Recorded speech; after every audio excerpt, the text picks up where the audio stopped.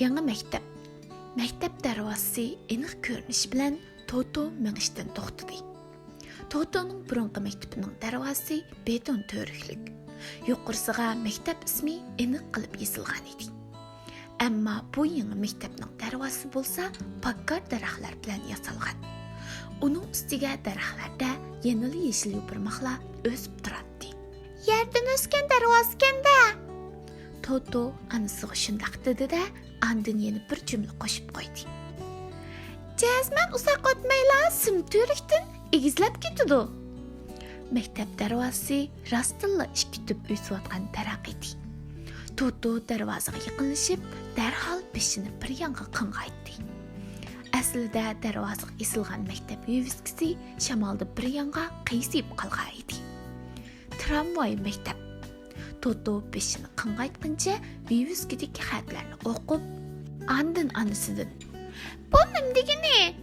deb so'radi. Dal shu chaqda Totoning ko'z oldida faqat tushidil ko'rgil bo'lgan bir manzara paydo bo'ldi. U belini egib, darvozaning yendiki dal daraxtlarning shox-shumbu ochilaridan darvozaning ichiga qaradi. Qandoq bo'lib ketdi? Hey, rostini ko'rdim. Ana, avu rost tramvaymi? Maktabning ichiga to'xtatib qo'yibdi. Darhaqiqat u rostini tramvay bo'lib, jami 6 turadi. Biroq bu tramvay endi mangmaydi. U yerga to'xtatib, sinib qilingan edi. Toto rostini bir tush ko'rgandek tuyg'uda edi. Tramvay sinib. Tramvayning deraza aynaklari sahardagi quyosh nurini qaytirib, yalt-yult chaqnab turadi. Totoning ko'zimi ixtiyorsiz nurlanib, mag'zida shodiyona nur jilinlardi. Men amroq. Arqadilla Toto "Vah!" deb tovlangancha tramvay sinibga qarab yugurgach anasiga varqirdi. "Chaqqan bo'lsang-chu, biz mangmaydigan tramvayga o'ltirib baqayli." Anasi qattiq cho'chib ketib, uni qo'lladi. Anasi burun basketbolchi bo'lg'achqa Totoga qaraganda tez yuguraydi. Toto tramvayning ichiga kelay deganda, anasi uning ko'nglining peshidan qapiti tutib oldi. U Totoning peshidan mahkam tortib turib, "Bo'lmaydi, bu tramvay maktabning siniplari.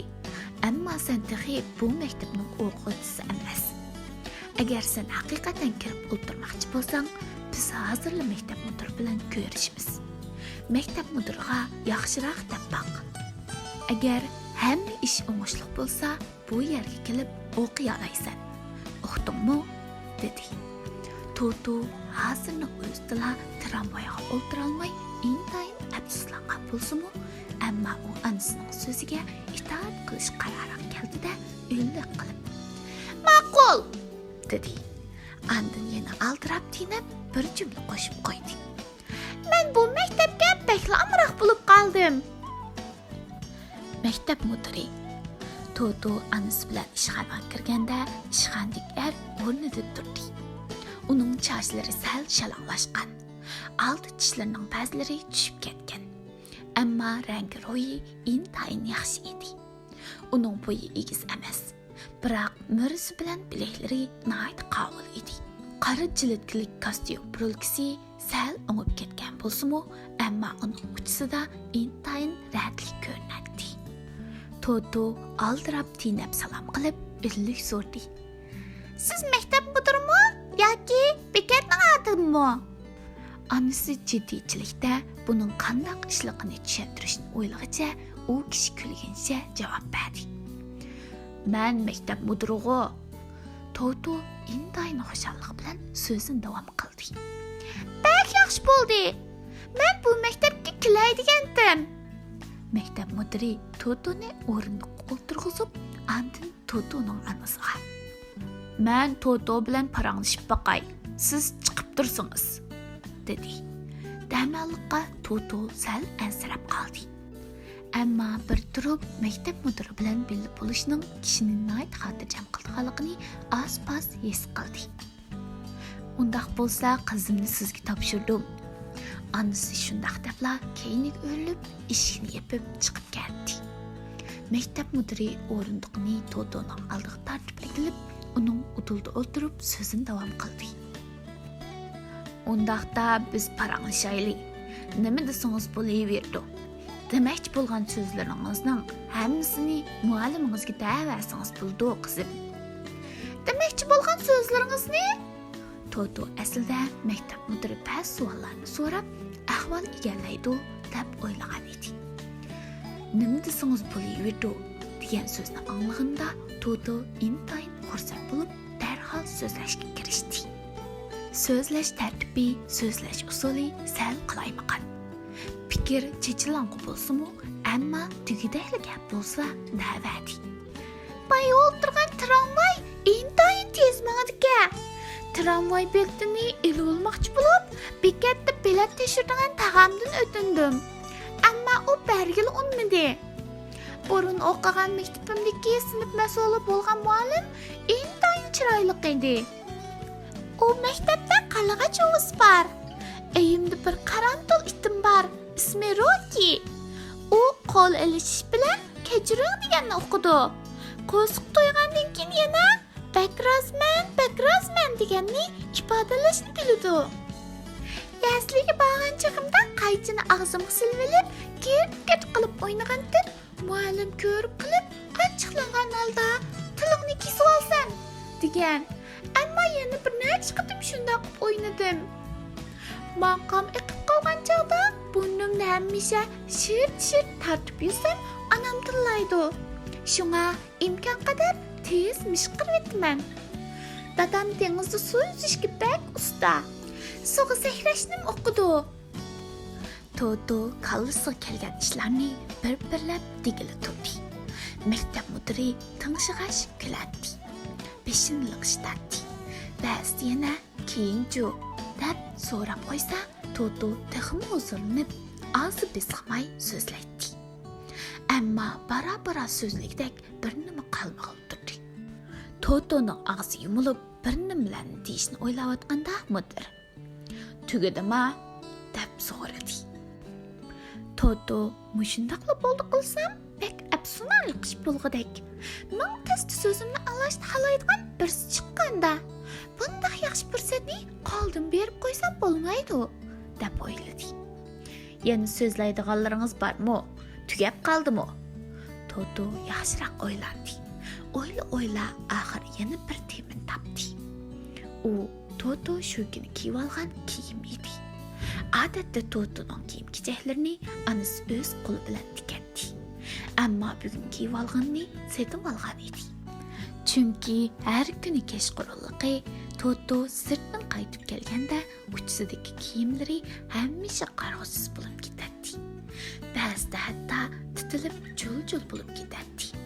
Nimishqa shundoq bo'ladi. Anasi har qancha o'ylabmi, uning rezing o'rnatib bergan paxtalik kalt ishtinimi jul qilib etganligini o'ylab yetolmadi. Totoning deyishicha, u ba'zida chitlaqdan o'mlab kirib, boshqalarning bog' baranglaridan o'tsa, ba'zida yana dala tuzni cho'rtab qo'ygan tikanlik sim turdan o'tman deb mushundoq bo'lgan ekan. Natijada bugun atigan uydan chiqadigan chaqda kiygan chiroyli kiyimlari jul bo'lib ketgachga Toto amalsizlikdan burun setib olgan mush kiyimini kiyishga majbur bo'lgan edi. Bu ilmi to'qilma uzun ko'nglak bo'lib, guli ash qizil. Kulrang ushaq katakchilik edi. Amaliyotda bu xili yomon emas ko'nglak bo'lsa-mu, biroq yoqasiga qizil gul kashtilangan bo'lg'achqa, anis uni sal yoqimsiz deydi.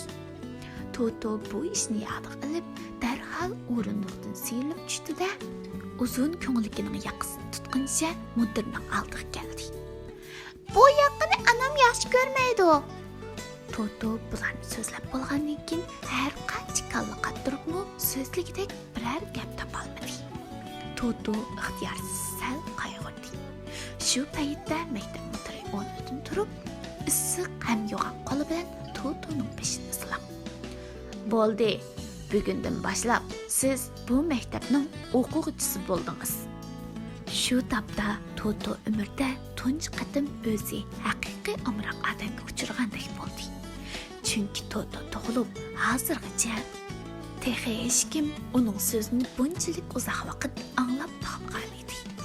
Yana kelib shuncha uzoq vaqt ichida maktab mudiri bir qatimmo asnamadi.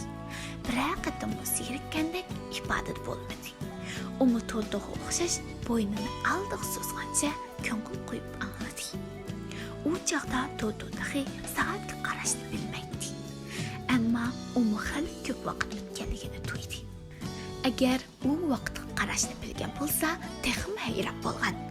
Maktab mudiridan texim minnatdor bo'lgan bo'ladi.